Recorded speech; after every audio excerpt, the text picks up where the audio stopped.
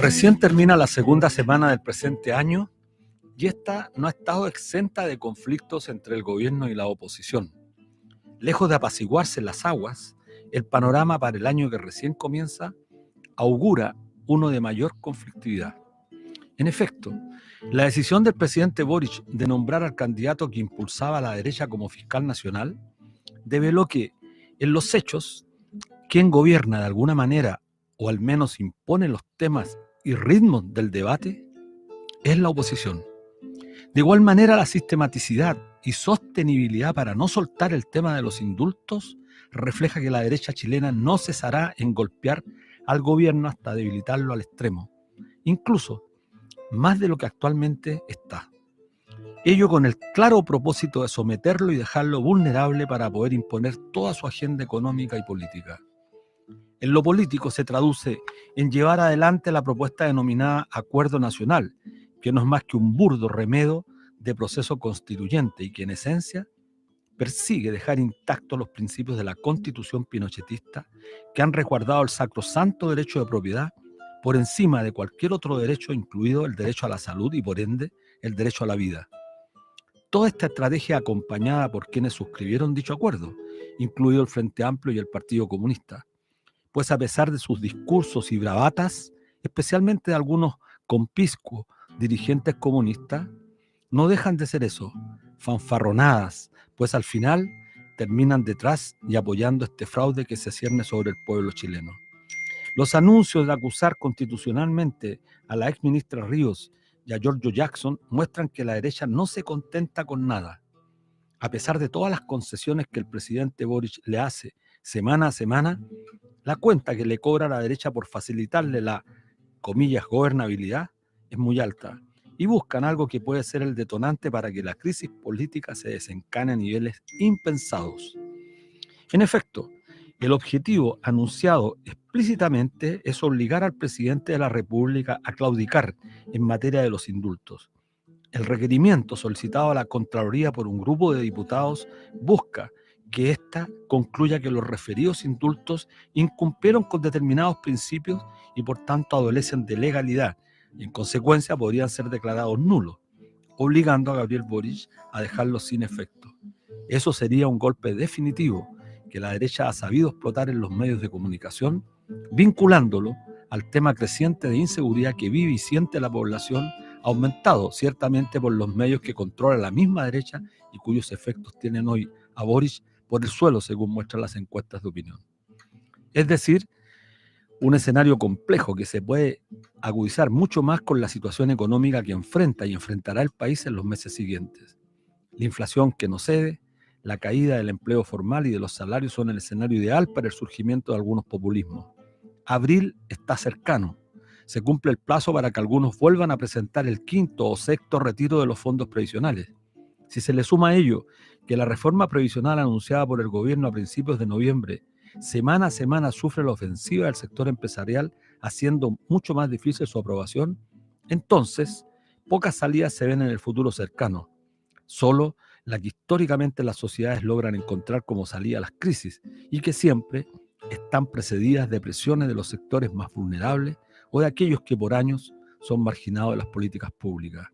Chile hace 3 años enfrentó una revuelta nacional de proporciones impresionantes. Buscaba revertir la situación política y económica a través de un cúmulo de demandas sociales. No se logró.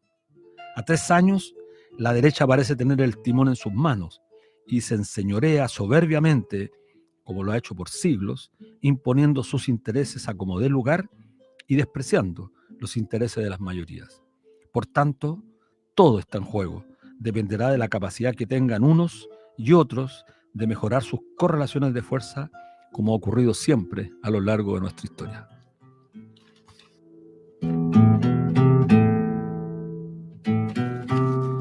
Hola, hola, estimados amigos, amigas, ¿cómo están? Como todos los días viernes a las 16 horas en un nuevo programa de debate social a través de Radio Universidad de Chile, la radio que piensa en la señal online canal Punto Social y a través del 102.5 FM del dial.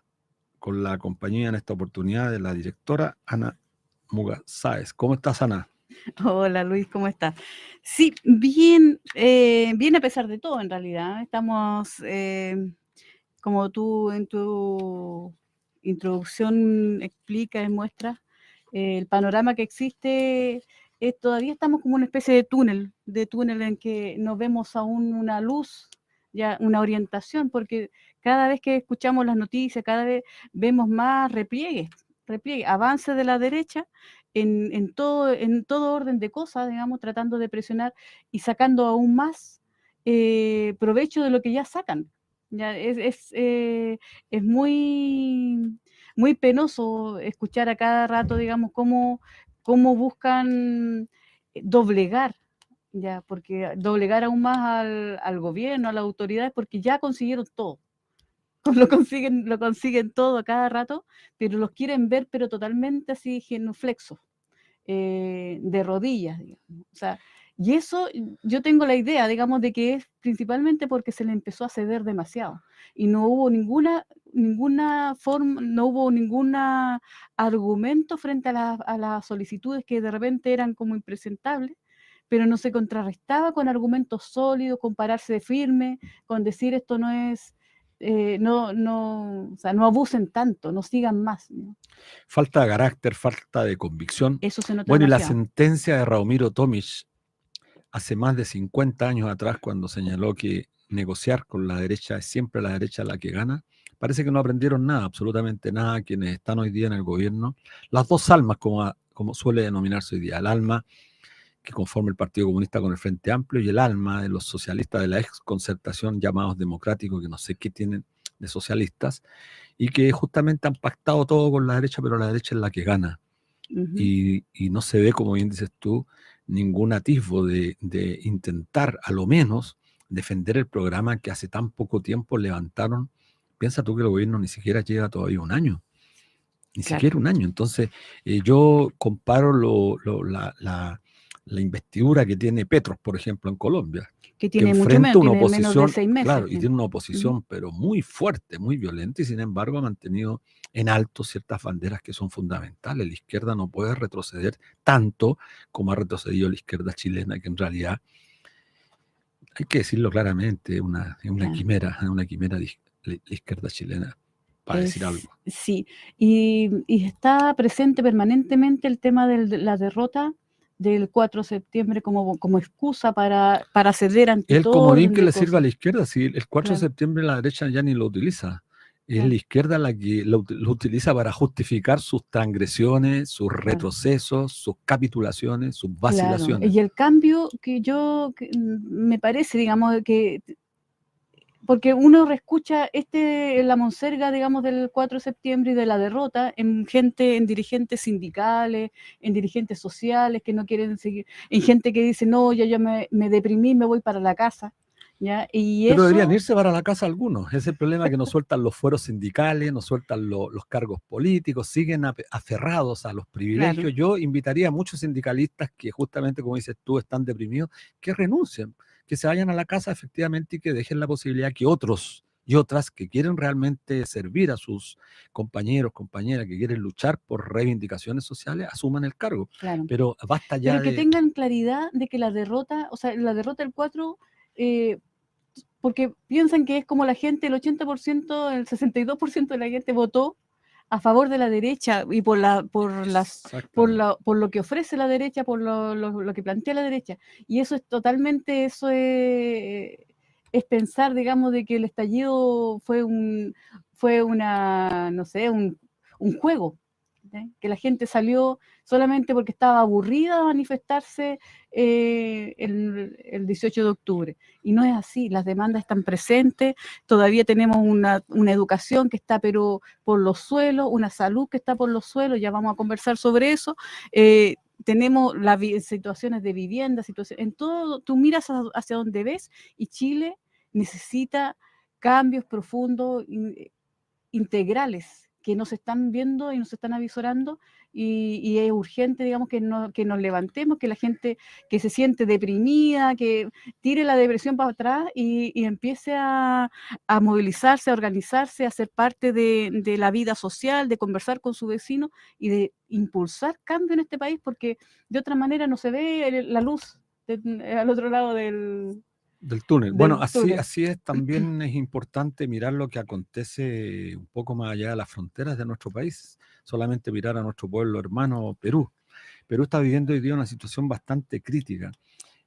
Van hasta este momento, según las cifras oficiales, 49 personas asesinadas por este régimen de Dina Boluarte, que es un régimen criminal, asesino, que desgraciadamente fue reconocido, también tenemos que decirlo, cuántas veces sea necesario, reconocido primeramente por Boric y por Lula, no así Es por impresionante eso, ¿no? Petro, por ¿Ya? el gobierno de México, de Bolivia, que se resistieron a reconocerlo. Claro. Y este gobierno tiene en pie de guerra todas las regiones del país prácticamente. Se anuncia una gran marcha hacia Lima, que implica, digamos, bueno, todos los que conocen Perú, pero no hay para qué conocer Perú, lo que implicaría. Me comentaban hace muy poco que en Ayacucho, en Lambayeque, en el norte, en Trujillo, en Cajamarca, tierra de Castillo, donde era el presidente destituido, de Arequipa, Puno, Ica, Ayacucho, todas esas regiones, claro, sierras, digamos. están movilizándose, planteando el cercar Lima, lo que implica un enfrentamiento ya a dimensiones absolutamente superiores de las que uno acostumbra en una revuelta política, en una revuelta social. Claro. Y está anunciado, según entendemos, la Central General de Trabajadores, la CGTP, tiene anunciado para el 19 de enero un paro nacional, cuya demanda fundamental es la renuncia inmediata de Dina Boluarte, que asume el presidente del Congreso transitoriamente. En un plazo de 4 meses se convoca elecciones nuevamente en Perú. Se da la paradoja, Ana, que los perdedores de la elección del año 2021, es como ahora, mira, que similitud, los perdedores se constituyeron ahora en la nueva mayoría. Yo miro un poco lo que pasó con los socialistas en Chile, con la concertación, fueron derrotados, pero hoy día están gobernando. Entonces, cuando eso ocurre, un pueblo tiene el legítimo derecho a rebelarse, a levantarse contra la transgresión a esa expresión democrática. La democracia es justamente reconocer el mandato que la ciudadanía entrega a los mandatarios a través del voto para que cumplan un determinado mandato o programa. Claro. Bueno, en Chile se hizo eso y los perdedores hoy día están gobernando. Esta es la ironía. Así es. Entonces, el caso, nuestra solidaridad total con el pueblo peruano, un pueblo hermano nuestro que lo está pasando mal, que sea la paradoja que Perú es el país que más crece en la región. Eso es relevante. Sí. Y esto muestra que los dogmas de fe que se han instalado en Chile, de que hay que tener paz social para que haya crecimiento, bueno, en Perú no, sigue creciendo Perú a pesar del gran conflicto, a pesar de que los últimos años ha tenido una cantidad impresionante de gobiernos que caen, muy pocos se mantienen, y esa es la realidad del pueblo hermano, que ojalá pueda superar con el concurso y la voluntad de las grandes mayorías. Leía que estaba en el Twitter de Dina Boluarte, digamos, ella lanza un mensaje de apoyo al pueblo brasileño, ya, con esta, por la... Y ella es una usurpadora. Sí, por bueno, supuesto, asesina, pero ¿cómo claro, tratan de manejar? de manipular, porque el ataque, digamos, a los 3 poderes en Brasilia hace unos días, ¿ya? Ella lo toma por el lado, digamos, también de que es el ataque antidemocrático, claro, entonces, claro, el asalto al poder, sí, poniéndose, digamos, en el caso claro, que la quieran las masas, de que las masas quieran avanzar, digamos, hacia el Congreso, ahí está. Bueno, eso no lo muestra la televisión, tú verás que la cobertura periodística para el caso de Perú es ínfima. No así, por ejemplo, lo que ocurrió con Brasil, que necesitaba mucha cobertura porque fue efectivamente los sectores más humildes son discriminados también. Bueno, Perú paga también la discriminación de ser un pueblo mucho más humilde comparado con Brasil y comparado con Chile. Bueno, eso instalado, por supuesto, por las grandes corporaciones financieras. Y de Perú se habla muy poco, pero tienen 49 personas asesinadas. Hay 49 peruanos que han sufrido la represión brutal de un gobierno ilegítimo como es el gobierno de Dina Boluarte. Así que nuestra solidaridad con el pueblo peruano. Sí, mira, yo quería llevarte un poco brevemente antes de irnos Al corte al corte, para recibir a nuestro invitado, sí. comentarle a nuestros auditores que ayer se hizo el lanzamiento de la campaña que está impulsando la Coordinadora Nacional No Más AFP a nivel nacional, para impulsar el pago de la PGU, de la Pensión Garantizada Universal, a los 60 años para todas las mujeres, digamos.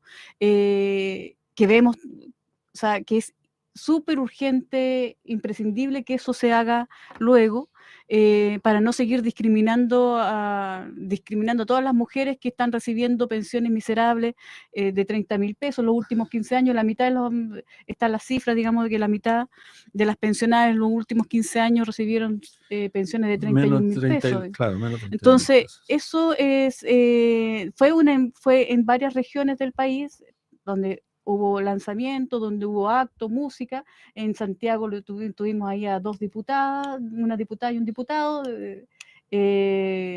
Tuvimos música, tuvimos organizaciones sociales, dirigentes sindicales, todos dispuestos a seguir a impulsar esta campaña. Así que está todo contundente para ganar este derecho y terminar con esta discriminación. Vamos a la... No, no, es que me dicen que todavía hay unos minutos. Sí, ¿Sí? lo que señalas tú es relevante, la campaña de la PGU, la Pensión Garantizada Universal, que hoy día está en 197.000 pesos y fracción para todas las mujeres que cumplen 60 años y no que tengan que esperar hasta los 65, que ha sido la segunda gran discriminación que tiene este sistema contra las mujeres. Nuestros auditores deben saber que este sistema, cuando se instaló en dictadura el año 80, cuya aplicación comenzó en mayo del 81, discriminó demasiado, yo diría, en forma grosera a las mujeres. Toda vez que las mujeres se pensionan a los 60 años, viven más tiempo, ganan mucho menos y por lo tanto ahorran mucho menos dinero y por lo tanto autofinanciar una pensión es mucho más complejo. Claro. Y eso no existe en ningún país del mundo. Un hombre y una mujer que se pensionan en edades distintas, para los efectos del cálculo de su pensión, tienen los mismos indicadores, se toman en cuenta los mismos factores para determinar el monto de su pensión. No hay discriminación, no hay tablas definidas Claro. por sexo como ocurre en Chile. Y eso es gravísimo, pero además cuando Mario Marcel, a propósito, el mismo Mario Marcel que hoy día impulsó el año 2008, siendo en el primer gobierno de la presidenta Bachelet la reforma de pensiones, que instaló el pilar solidario y que vino a ser el respirador artificial para salvar este sistema fracasado de cuentas individuales, discriminaron a las mujeres, porque las mujeres pensionándose a los 60 se les exigía acceder a este beneficio a los 65, igual como el bono por hijo, que no te lo pagan teniendo 61, 62, hay que esperar hasta los 65 años, lo que es francamente inaceptable, y eso hay que resolverlo ahora. Y eso fue impulsando, corriendo, digamos, tratando de correr artificialmente la edad de jubilación de la mujer a los 65 años. Pero bajo este sistema de capitalización individual no tiene ningún objeto correr la cotización, porque es un saco roto. O sea, tú cotizas 5 años más y va un saco roto, porque igual vas a terminar teniendo que recurrir al Estado. Bueno, para el dato que siempre hay que repetirlo cuantas veces sea necesario, y nuestros auditores tienen que reproducirlo con sus amigos, con sus familiares. El 74% de los actuales afiliados al sistema, el 74% tiene menos de 10 millones de pesos. Con eso, para que lo tengan claro nuestros auditores, van a poder autofinanciar una pensión cercana a los 80.000 pesos los hombres y por debajo de los 60.000 pesos las mujeres. Por lo tanto, su aspiración es la pensión garantizada universal. Entonces, la pregunta que surge, ¿cuál es el sentido de cotizar un sistema si al fin de cuentas el Estado va a tener que pagarte la pensión garantizada universal? Eso es lo que tiene en crisis. Entonces estamos subsidiando con recursos públicos, como se ha hecho con la salud, la educación y tantas cosas más en nuestro país, a un sistema que captura nuestro ahorro, obtiene utilidades gigantescas, pero mantiene un sistema en manos privadas con pensiones miserables. Sí, tenemos que ir al corte musical y después tenemos un gran invitado. Estamos de vuelta en nuestro espacio, en nuestro programa Debate Social, en el 102.5 del dial FM Radio Universidad de Chile, en su señal online y por streaming a través del fanpage canal.social. Nuestro canal YouTube también estamos transmitiendo para la gente que quiera volver a escuchar las entrevistas y revisarlas. Tenemos muchas entrevistas interesantes, así que los invitamos a revisar el canal YouTube. Estamos acá hoy con David Debro, economista chileno, se ha desempeñado por 20 años en el sector sector salud pública, en la Superintendencia de Salud, en el Ministerio de Salud también ha estado trabajando intensamente, también ha sido consultor de la OPS en la Oficina Regional en Regulación de Salud del Sistema de Salud. David, un gusto que estés acá para conversar y explicarnos este tema tan complejo que es el funcionamiento de la ISAPRE y su crisis en estos momentos. Partimos Sí, con la bueno, primera pregunta. sí, también, bueno, un agrado tenerte, David, en un tema que es tan complejo hoy día. La Corte Suprema dictaminó en un fallo que obliga a las ISAPRES a hacer devolución de los dineros a los usuarios con efecto retroactivo. Eso ha generado un colapso financiero, según los propios directores de las ISAPRES, que han señalado, han puesto el grito en el cielo, porque eso va a generar un gran revuelo no solamente económico, sino que plantea la posibilidad de la quiebra de las ISAPRES. Y han salido muchos personeros, muchos diputados políticos a poner el grito en el cielo respecto de que, bueno, aquí está en crisis toda la salud. Es un problema que afecta a la salud privada, pero esto tiene repercusiones directas en la salud pública. Cuéntanos un poco, ¿cuál es el problema de fondo? ¿Por qué llegamos a esta crisis en este momento? La ciudadanía en general sabe que las ISAPRES han ganado mucho dinero durante mucho tiempo, obtuvieron rentabilidad sobre la inversión, pero además utilidades netas que fueron gigantescas, incluso insolentes para la realidad de nuestro país, y hoy día aparecen en crisis. ¿Cuál es el real Pero además problema? agregar que esto afecta, o sea, la ISAPRE son 3,3 millones de personas, de usuarios, y principalmente trabajadores de sectores medios, lo que se van a ver afectados, digamos. También eso es como para agregar a la pregunta. Sí, bueno, gracias por la invitación, Anita y Luis. A ver, esta es una situación que es bien compleja porque tiene muchas aristas y viene de hace mucho tiempo. Voy a tratar de explicarla en términos bien sintéticos. El año 2010, el Tribunal Constitucional declaró inconstitucional, dictó una sentencia de inconstitucionalidad de la tabla de factores, ¿ya? Que era uno de los pilares del modelo de negocio que tienen la ISAPRE y que les permitía, o les permite hasta el día de hoy, discriminar el precio entre hombres, mujeres y por edad, y también entre cargas y cotizantes, ¿ya? Claro.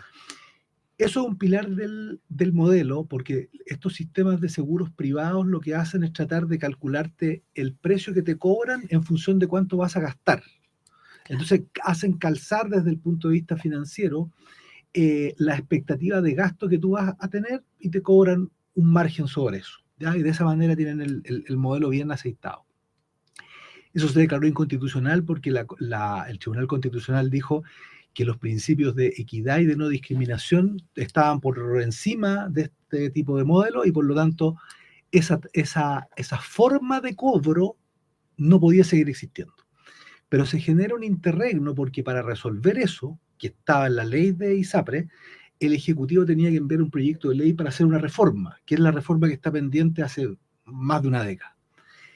Lo que ocurre ahora, y esto es muy, muy reciente, es el fallo de la Corte Suprema del 30 de noviembre del 2022, o sea, hace muy poquito tiempo, que dice, este problema se resolvió el año 2019, porque la superintendencia publicó una única tabla y todos los planes tienen que regirse por esa única tabla. Esto tiene varias aristas, tiene varios impactos. Uno de ellos es que al tener que converger todos en una tabla, las diferencias de precio, ¿no es cierto?, que te cobraron más altas, ahora que se reduce, ¿no es cierto?, porque las ISAPRES, disculpa que te interrumpa, las ISAPRES siguieron cobrando según lo que ellos quisieran, digamos, con las diferentes las mismas tablas que estaban vigentes. Ya, no asumieron el 2019, no asumieron la tabla que le no lo asumieron por una cosa bien particular también, que es que desde el Ejecutivo, o sea, el gobierno anterior, eso el gobierno Piñera, ¿no es cierto?, no se les instruyó que tenían que hacerlo. Eso hay que ser bien claro y categórico. A la ISAPRES no se les instruyó eso. Lo que pasa es que ahora el fallo de la Corte dice, este problema quedó resuelto en 2019, por lo tanto tienen que adoptar esta única tabla. Hacia adelante entonces se genera una disminución de los ingresos, producto de que las diferencias en general tienden hacia abajo, pero se contrae una deuda, porque esto ocurrió del 2019. Entonces eso es una deuda que tienen con los afiliados. Y otros aspectos más, por ejemplo, los niños cuando nacen y hasta los 2 años, ¿ya?, este fallo dice que no se les puede cobrar en forma adicional. ¿Por qué? Por una cosa muy particular, porque cuando se crearon las garantías explícitas en salud, el GES, la reforma del año 2005, se incluyeron en las garantías prestaciones que ya existían. Entonces las ISAPRES por esas prestaciones cobran, pero a las ISAPRES se les permitió cobrar una prima por el GES. Entonces hay un cobro, hay dos cobros Claro. por el mismo riesgo asegurado. Ya. Entonces, ahora dijeron, como a los niños, ¿no es cierto?, hasta los 2 años, prácticamente todo lo que les ocurre está en el GES, usted no puede cobrar Claro. 2 veces. Por lo tanto, usted tiene que hacer cero el cobro, porque eso ya está en la prima GES. O sea, todo este tipo de cuestiones hacen que las expectativas de ingreso futuro, la deuda que se contrae hacia atrás, ¿no es cierto?, empeore la situación financiera de corto plazo que ya tenían. Vienen del 2021 con pérdidas de 138.000 millones, este año de nuevo están cerrando con pérdidas de nuevo, pero además hay otro síntoma que es bien complejo, que es que al igual que los bancos y las compañías de seguro, las ISAPRES tienen que constituir una garantía. El 100% de lo que deben a los afiliados por licencias médicas y por reembolso, y lo que les deben a las clínicas, lo tienen que tener respaldado en un banco. Suerte como encaje. Es una suerte de encaje, es la misma figura. ¿Qué pasa? Que la misma ley les permite a las ISAPRES pedir que les liberen garantía para pagar deuda. Eso parece que no fuera ningún problema, pero cuando lo empiezan a pedir todas las ISAPRES, todos los meses, por ya hasta altura unos 16 meses, sistemáticamente, eso quiere decir que no tienen cómo constituir las garantías, ¿no es cierto? O sea, en el fondo, para decirlo bien categóricamente, las ISAPRES están quebradas hace bastantes meses y están con un respirador artificial que es la liberación de garantía que le hace la superintendencia. Si incumplieran solo ese indicador, solo el indicador de garantía, ya habrían entrado en el proceso de administrador provisional y en el fondo de insolvencia y quiebra. ¿Y por qué no se ha intervenido entonces? Esto en particular de las liberaciones de garantía, lo que ocurre es que el regulador, para decirlo claramente, la superintendencia queda atrapado en una situación que es, si yo no le autorizo que liberarle garantía, inmediatamente yo soy el responsable, entre comillas, de que la ISAPRE entre en insolvencia, de que no cumpla el indicador y entre en esta UTI, digamos, de la ISAPRE. Pero por otro lado, si yo mantengo el bicicleteo, ¿no es cierto?, lo que estoy haciendo es que la bola de nieve, como la he caracterizado yo, la bola de nieve va creciendo, y cuando haya que a esto tratar de descomprimirlo, ya no va a ser posible, ¿no es cierto?, porque ya el tamaño, para que ustedes tengan una dimensión, este año hasta noviembre, ya desde enero a noviembre, se les han liberado 556.000 millones de pesos a la ISAPRE de liberación de garantía. ¿Ya? O sea, hay diferencia entre una y otra, pero todos los meses hay pedidas de liberación de garantía. Eso, cuando venga la implementación del fallo, porque como el fallo es de ahora recién, todavía no tiene una expresión contable eso, pero tú sabes perfectamente qué es lo que significa eso. O sea, significa, si tienen una deuda con los afiliados, significa que tienen que hacer provisiones, tienen que reconocer una deuda. Da lo mismo que la deuda sea de corto o de largo plazo, porque el indicador toma las dos deudas. Significa que el indicador queda más alto, tienen que constituir garantías más altas, y si están pidiendo con garantías más bajas, ¿cómo van a constituir garantías más altas? Las expectativas de ingresos son más bajas. Eso además les pega en los otros indicadores, en el de patrimonio, que es una relación entre las deudas y el patrimonio, en el indicador de liquidez, que es la deuda de corto plazo con el activo de corto plazo. O sea, no hay forma de que salve. Claro. Lo que pasa es que la discusión está en el punto de que hay un sector que está más bien vinculado a los intereses de la industria, ¿ya?, que argumentando que esto va a ser una crisis, que van a haber muchos problemas, lo que está planteando es una suerte de rescate de las ISAPRES. O sea, está más bien preocupado de las ISAPRES más que de los beneficiarios. Claro. Y ese rescate tiene que ver con que se les permita, por ejemplo, subir como cae el factor de riesgo y se genera esta deuda que les permitan subir el precio base, entonces se netea esa deuda. Pero eso es Lo pagan francamente... los beneficiarios, Claro, los usuarios. claro. o sea, Los en el usuarios fondo... Subirle en los, el- los valores. Claro, en el fondo baja por este usuario lado, saldrán, sube por claro. este otro, Claro. la ISAPRE queda sin deuda, ¿y quién paga? Pagan los beneficiarios. Entonces es francamente Claro. inaceptable una situación de ese tipo. Sí. Lo De- otro es Ujú. que les den un plazo larguísimo para que paguen. O sea, yo imagino, hay gente que piensa que tiene que ser como la banca, ¿no es cierto? Y les dieron un plazo Claro, casi 40 infinito. Claro, años, sí. que hace poco Eh, terminaron de pagar un... Claro, 36 años exactamente el Banco de Chile pagó. Claro. Pero resulta que esta es una deuda entre una empresa y una persona, no entre el Banco Central y un banco. Claro. Exacto. Entonces, David, como para entender, porque igual estamos hablando sobre salud y estamos sobre salud, sobre personas enfermas o que necesitan salud y estamos hablando principalmente de temas financieros, Sí. digamos, de deuda y de crisis. ¿Cómo se entiende? Porque tú en una columna que hiciste hace un tiempo en CIPER, hace poco en CIPER, hablabas de que las ISAPRES habían tenido entre el 1990 y 2021, recordemos que surgieron en el 81 las ISAPRES, ¿no? Sí. ¿Ya? Entre 1990 y 2021 obtuvieron utilidades después de impuestos que ascendían a 1.3 billones de pesos. O sea, 1.3 millones de millones, esa era Claro. la cifra.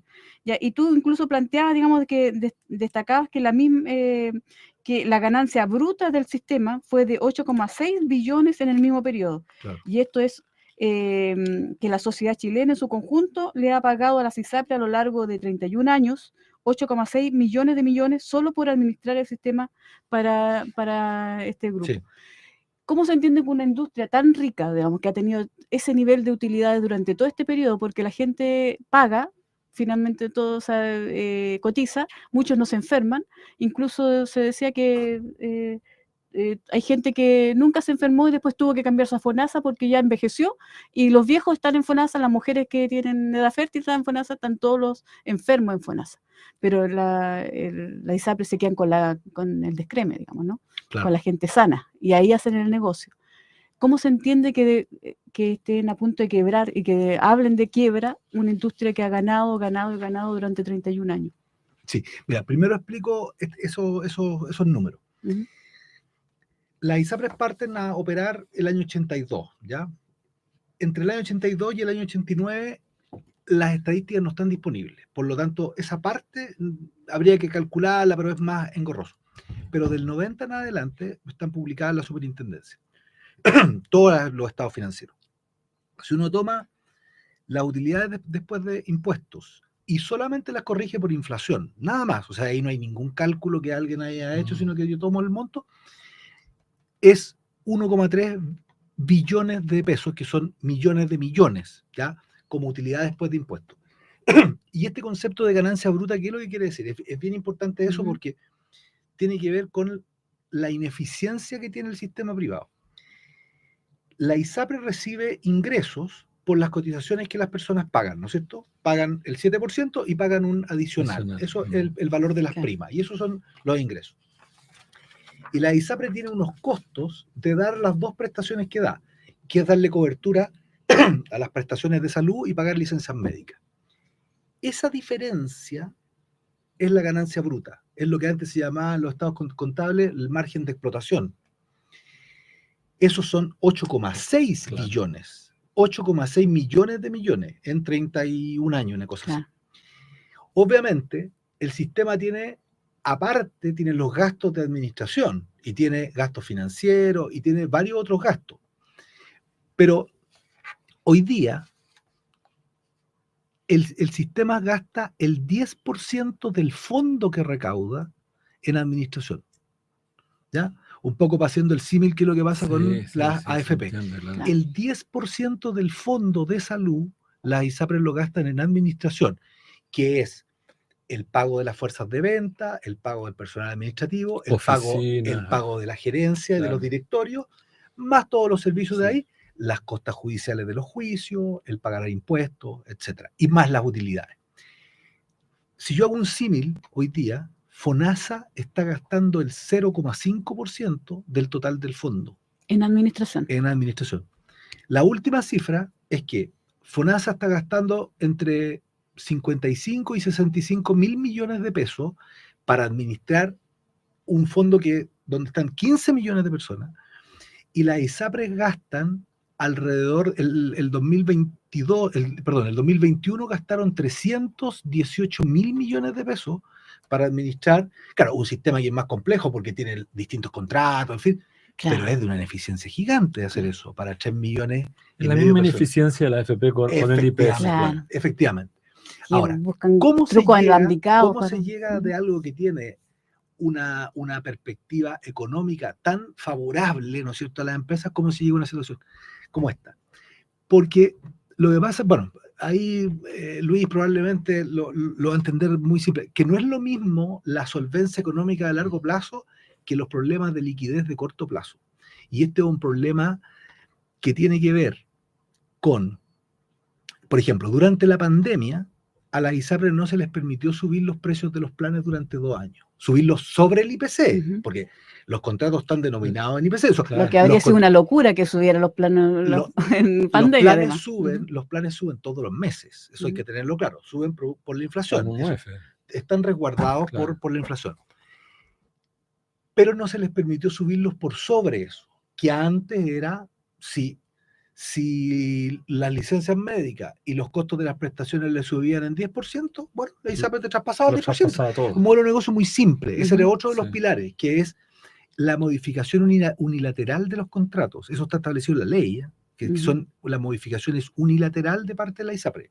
Por eso que a uno le llega una cartita que Es que- dice, Sí, estoy. o sea, El Increíble. le vamos a negocio, pero subir perfecto. 20%, si no le gusta, lo cambiamos a un plan más barato, Claro. o se puede ir. Ese modelo de negocio se frenó durante la pandemia por este tema. El 2019 también se dictó una ley que reguló las alzas de precios, estas alzas anuales, y que estableció un techo de los aumentos. Por lo tanto, también ahí hay otro freno. El tema del Tribunal Constitucional, que ahora hay distintas situaciones que han ido acotando el negocio de las ISAPRES y que hoy día las tienen en una situación crítica, ¿no es cierto? Fundamentalmente porque el modelo de negocios ya no es aceptable ni por la población y ya a esta altura tampoco por los tribunales. Claro. ¿Sí? O sea, Oye, no, una pregunta. Bueno, estamos para nuestros auditores conversando con David Debro, economista, especialista en el tema de salud y que ha adquirido una notoriedad en estos últimos días justamente a propósito de la crisis que está viviendo el sistema privado de salud. Y yo me pregunto, ¿por qué este tema es tan abusivo que ya, bueno, nada sorprende en nuestro país en los últimos 3, 4 décadas? Pero ¿qué pasa con la persona común y corriente que tiene 40, 50, 60 años, que ha sido relativamente sano? Lo hablábamos con Ana al principio, la gran mayoría de la gente es relativamente sana, hay enfermos como en todas las sociedades, y que parece tan razonable esta idea del Fondo Único Solidario, o sea, todos cotizamos el 7% a un fondo y cuando nos enfermamos se hace nos da la uso. cobertura, se Ujú. usa, pero nadie anda haciendo uso o mal uso de la salud.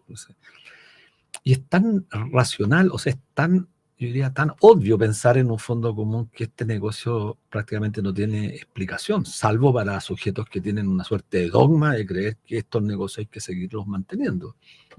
Me recuerdo que con ocasión de la revuelta, Mario Desbordes, Blumel y varios decían, no, el Fondo Único de Salud ya no se tolera más. O sea, los tipos estaban asustados y entendieron, yo no sé si entendieron o se dieron cuenta que ese negocio era imposible seguirlo manteniendo. Bueno, ahora que la derecha se siente nuevamente empoderada soberbiamente, vuelve al tema. Mi pregunta es la siguiente. ¿Qué pasa con esta persona que está escuchando el programa y que dice, bueno, y mañana me enfermo, ¿qué pasa? Porque ahora, en este momento, si tú vas, bueno, a una consulta ambulatoria, el costo no es tan alto, como ISAPRE, pero si suponte tienes que hacerte un examen de cierta complejidad, 100.000, 200.000, que el ISAPRE tenía que cubrirte un porcentaje y tú pagabas el diferencial, pero hoy día la ISAPRE no están devolviendo la plata. ¿Qué pasa con la gente en este momento? ¿Cómo se va a resolver esta crisis si finalmente no hay solución?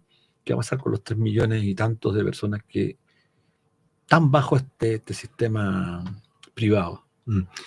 Bueno, eso que tú señalas es una de las expresiones de la crisis, que los prestadores privados, los centros médicos y Claro, las clínicas los centros. privadas, para resguardarse de que la ISAPRE en el fondo, de que les paguen las prestaciones, la ISAPRE, la clínica corta los convenios con las ISAPRE. Claro, y no te acepta ahora el bono.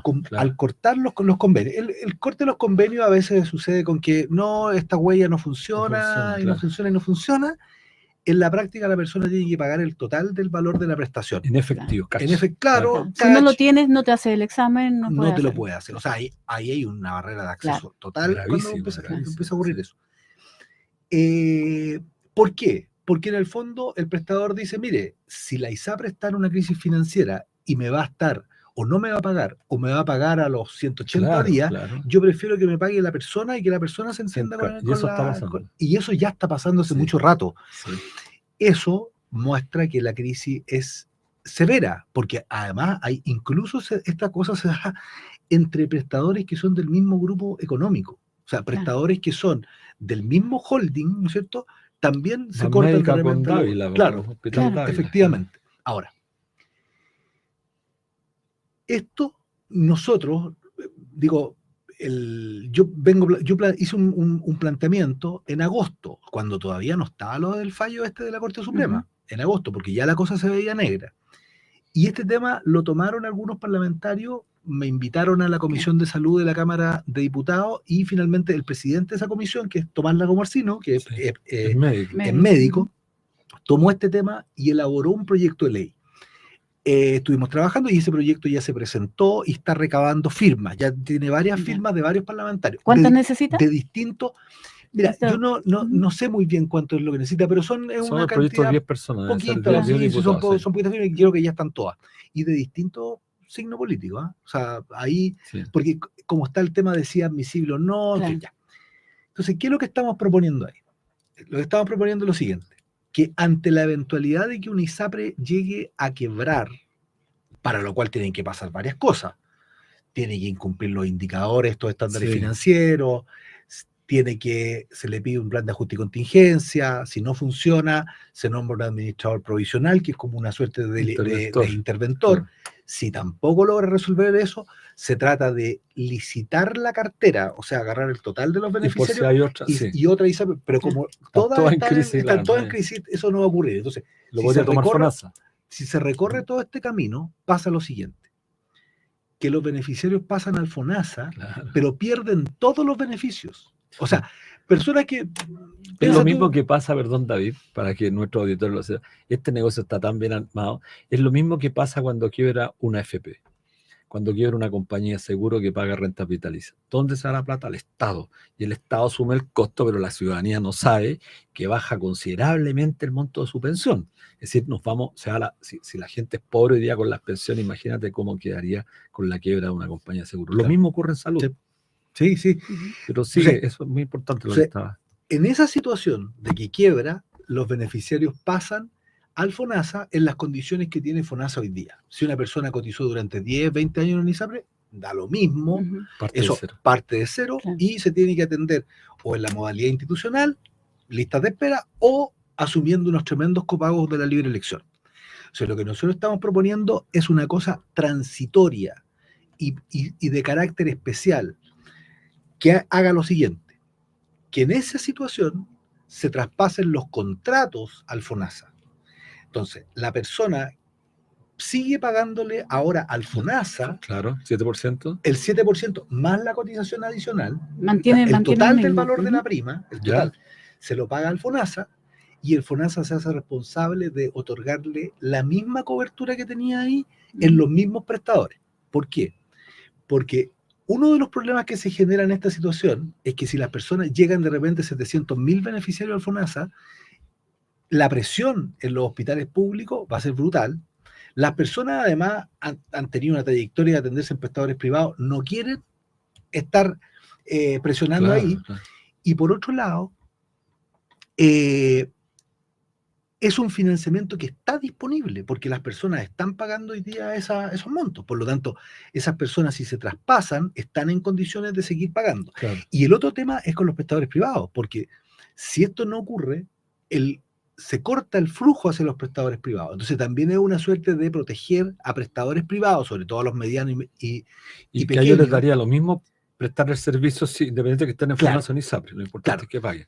Ahora, es una situación especial y transitoria. Es el famoso porque fondo E, perdón. eso es lo que han hablado, claro, porque en la ley, para efectos de los cambios que hay que hacerle a la ley, hay que nombrar de alguna manera a dónde llegan estas personas. Claro. Entonces le pusimos grupo E, porque están el grupo A, B, C, D, Ujú. entonces este sería otro grupo, pero que tiene características completamente distintas, sería transitorio, o sea, habría que ponerle una fecha de término de eso. ¿Y qué se busca al final? Porque transitorio a qué, digamos, ¿cómo tú logras que este grupo grande, digamos, de pacientes, de beneficiarios, no me gusta la palabra beneficiario si estás dentro de la Sí, de la ISAPRE, porque finalmente lo único que se han beneficiado de todo esto Sí. ha sido la ISAPRE, entonces, pero Prisioneros. Claro, Prisioneros. claro. Sí, yo siempre pongo entre comillas beneficiarios. Sí, Claro. sí, sí. ¿Qué pasaría? ¿Tránsito a qué? ¿Qué debería pasar en FONASA? Porque el tema también está en que el servicio público, los hospitales públicos han sido durante todo el periodo en que se enriquecieron la industria privada, los sectores del servicio público en salud se empobreció. Sí. Los hospitales están pobres, no cuentan con la tecnología, no cuentan. Entonces, ¿qué se hace con esta gente mientras tanto? ¿Y hasta cuándo? Digamos, porque sería dos grupos, primera y segunda clase, digamos, dentro de FONASA. Claro, mira, lo que pasa es que ahí lo que se ha planteado, todas estas cosas se han discutido. Por ejemplo, que se estaría creando una suerte de inequidad entre los que están y los que llegan. Claro, pero no es que se cree la inequidad por esto, es la inequidad que existe en el sistema durante 40 años, que en una situación de crisis puntual de una ISAPRE, donde pasaría de lo contrario, el que pierden todos los beneficios, no se pueden atender los prestadores privados, presionan a los hospitales públicos porque tienen, por ejemplo, si una persona está en el GES, en una ISAPRE hoy día, esa persona inmediatamente, cuando pasa al FONASA sin esta modificación, esa persona ya no se puede atender en el prestador privado, ni tampoco tiene la cobertura que antes tenía, la pierde. Claro. Entra a la lista de espera de los hospitales públicos para eso. Entonces es una situación muy compleja para enfrentarla en el corto plazo. Ahora, ¿qué es lo que se plantea? Lo que se plantea es que tiene que ser transitoria, hay que ponerle una fecha, por ejemplo, 3 años dura esto y se termina, ¿ya? O si antes se hace una reforma, que es lo que todos esperamos que haya una reforma estructural del sistema y que, en mi opinión, tiene que avanzar hacia un fondo universal único, donde ese fondo tiene que recaudar todas las cotizaciones del 7% y tiene que comprar las prestaciones preferentemente a la red pública, Claro, pero preferentemente a la red pública, y evidentemente va a tener que seguirle comprando a los prestadores privados. ¿Por qué? Porque lo que pasa es que aquí se ha actuado durante 40 años fomentando el desarrollo del sector privado. De la noche a la mañana no puede. Entonces pasar, tú no puedes decir, no, esto no existe, o que quiebren las críticas. No, es una responsabilidad enorme. Esa capacidad de oferta se requiere. Pero lo que sí hay que conversar, hay que sentarse a conversar en serio, es que el sistema público no le puede pagar los precios que tienen las clínicas, ¿no es cierto? Ciertas clínicas, porque no son todas, o sea, hay un segmento de clínicas que tienen precios totalmente fuera de las posibilidades que tiene el sistema público. Pero la gran mayoría de los prestadores privados no tienen esa situación, tienen precios bastante más incluso cuando nosotros hemos hecho comparaciones de costos, tienen costos similares a los hospitales públicos. Claro, pero la lógica sería que se centralizara en el fondo único. Exactamente, claro. Y yo te quería dar una pregunta. Y particularmente, Luis, que la cotización... Mira, esta es una cuestión que nunca se ha puesto sobre la mesa derechamente. El sistema de ISAPRES es un sistema de primas subsidiadas. O sea, es un sistema que ha actuado subsidiado. ¿Por qué? Porque la persona se lleva el 7%, que es obligatorio, se lo lleva acá y con eso subsidia el pago de una prima. La ISAPRE dice, mire, su plan cuesta X y tráigame su 7% y la diferencia la tiene que poner igual. Entonces es un subsidio lo que actúa. Y ese subsidio ha permitido que se desarrolle el mundo de la prestación privada también. Oye, quiero llevarte a una última pregunta. Sí, porque ya mira, estamos... Sí, mira, tras este fallo de la Corte Suprema se escuchó la pataleta de la ISAPRES. Incluso Banmédica y Vía 3 comunicó al gobierno que iniciaría el proceso arbitral contemplado en el TLC con Estados Unidos, por la incertidumbre jurídica, la falta de certeza jurídica que tanto Que reclaman, quieren seguir que experimentan la ISAPRE. Claro. Pero se suma a este reclamo un tema similar previo de Cruz Blanca, que pertenece al grupo UPA. ¿Qué piensa de esto? Aquí está en juego la soberanía, nuevamente entramos en un tema político. Pero ¿cómo lo ve este tema en el corto plazo? Bueno, eso yo creo que es un aterrizaje, ¿no es cierto?, un cable a tierra para quienes tienen la idea de que los acuerdos de libre comercio y el TPP-11 son cuestiones que solo favorecen a la economía nacional y que estos tribunales no tienen mayor importancia. Aquí hay una expresión concreta. BUPA es parte de un consorcio inglés, Banmédica, que tiene 2 ISAPRES, Vía 3 y Banmédica, ¿no es cierto? Y otra serie de inversiones más, pertenece a un grupo norteamericano que es United Health. O sea, los tratados de libre comercio ahí tienen mecanismos de protección de inversiones y lo que están haciendo es, su interpretación es que hay un cambio de reglas del juego. Por lo tanto, están recurriendo a esos mecanismos. Bueno, eso es justamente el tipo de argumentación que cuando se estaba discutiendo lo de si Chile firmaba o no firmaba el Tratado de Libre Comercio, el TPP-11, se lo planteamos muchas veces al presidente de la República. Esto tiene consecuencias, no es una cuestión inocua. El TPP-11 además tiene una serie de otras cuestiones que se le ha sacado muy poca punta. Siempre se pone el foco en este tema de los tribunales. Pero, por ejemplo, hay todo un capítulo que habla de que los otros países pueden hacer valer sus propias regulaciones ante el país. Y si no les gusta la regulación que tienen, pueden hacérselo ver al país. Eso está resguardado en el TPP-11. Es que son la regulación, claro, o sea, si a una empresa, voy a decir, no sé,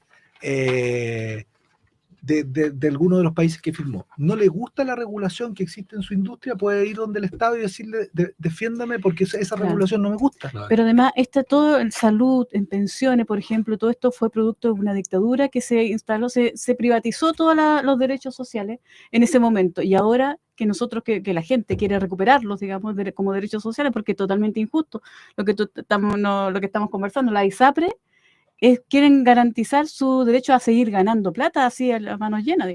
Entonces queremos recuperar, ¿y cómo lo hacemos si nos enfrentamos, digamos, con estas limitaciones? Creo que nos acaba el tiempo, se nos acabó, nos llegó la hora. Bueno, muchas gracias, David, una excelente intervención. Gustó a poco, eso sí, porque nos faltaron hartas dudas. Comprometido para otro programa. La próxima semana nos vemos con nos escuchan nuestros auditores. Sí, así que un gran abrazo, que esté muy bien. Gracias a ustedes. Que esté muy bien, gracias.